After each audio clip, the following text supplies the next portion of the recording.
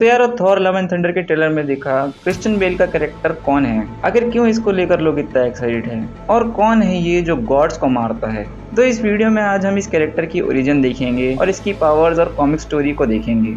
और हो सकता है इसी सेम स्टोरी को मूवी में अडेप्ट किया जाए, तो हो सकता है ये मूवी को लेकर स्पॉइलर हो। तो गॉर द गॉड बूचर हमें 2013 की जेसन एरन की Thor the God of thunder में दिखा था। गॉर की कहानी आज से 3000 साल पहले एक बेनाम प्लेनेट पे चालू होती है, जहाँ बहुत समय से ना तो बारिश हुई थी और ना उस प्लेनेट पे खाने के लिए कुछ बचा था। गौर जब छोटा था तब उसकी माँ उसको कहती थी कि गॉड्स उनकी मदद जरूर करेंगे और उसे बस उन गॉड्स पे बिलीव रखने की जरूरत है।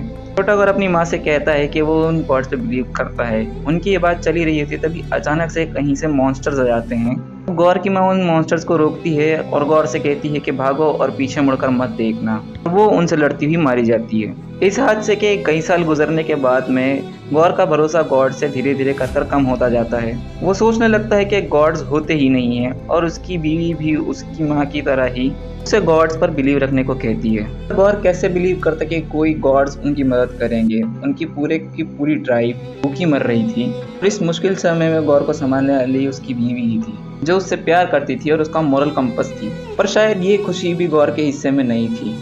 उसकी बीवी अर्थक्वेक की वजह से ऊंचाई से नीचे गिरकर मर जाती है और मरते समय भी वो गॉड से प्रे करती है कि वो उसे बचा ले। और इस बात को महीनों बीत जाते हैं। गौर की ट्राइब खाना ढूंढने के लिए दर बदर भटक रही थी। तभी गौर का बेटा उससे पूछता है कि उसकी माँ कहाँ है, तो गौर उसे कहता है कि उसकी माँ मर गई है। तब गौर का बेटा उससे पूछता है बिल्कुल वैसे ही जैसे उसकी बहन मर गई थी।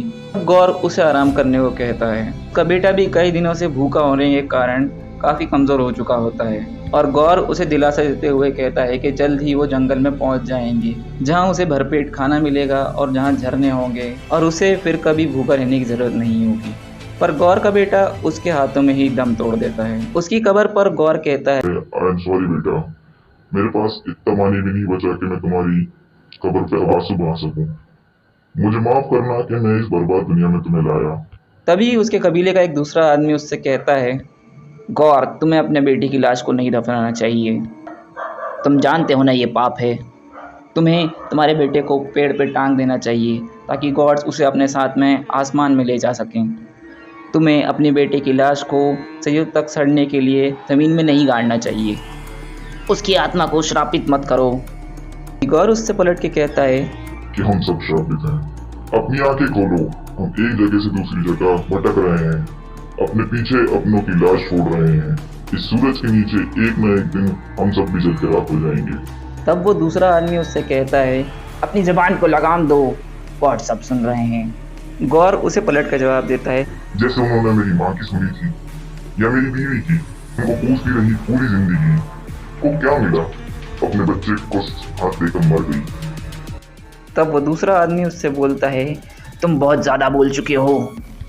और गौर आगे अपने सारे कबीले वालों से कहता है, तुम सब भी रोज पूछते हो उन देवताओं को खाने के लिए, बारिश के लिए, सुकून की नींद सोने के लिए, पर क्या किसी ने तुम्हारी सुनी? तुमको मिला तो सिर्फ दुख और दर्द। गॉड्स हमारी इसलिए नहीं सुनते क्योंकि गॉड्स होते ही नहीं है। और गौर की ये बात सुनकर उसके कबीले वाले उसे पत्थर से मारने लगे और उसे अपने कबीले से निकाल दिया। वो मरने की हालत में होता है और इतना थक चुका होता है कि अपने पैरों पर खड़ा भी नहीं हो पाता। वो अपने आखिरी पलों में बस यही सोचता है कि मैं अब बस मरना चाहता हूँ।